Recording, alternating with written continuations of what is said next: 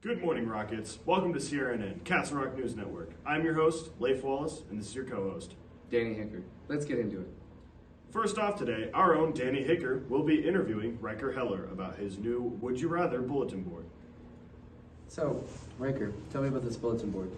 So I had this idea that school spirit needed to be increased within the school and the student populace, and I thought maybe a community bulletin board with an interactive interface would be a great idea to bring all the students together, So I devised a plan for a Would You Rather board, one that they could show their response to the entire school.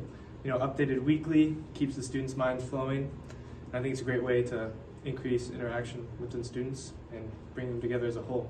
And in the process, introduce greater school spirit.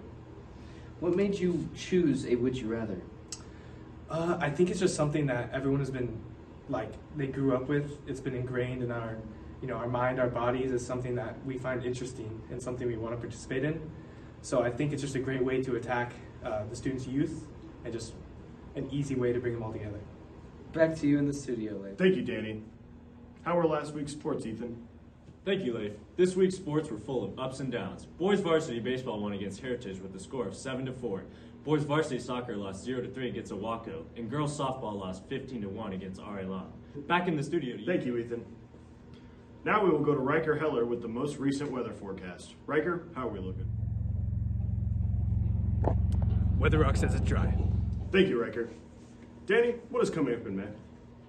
Prom is coming up May 6th. This year is Hollywood themed. Thank you. I'm Leif Wallace. And I'm Danny Hicker, and this is CRNN News. See you next week.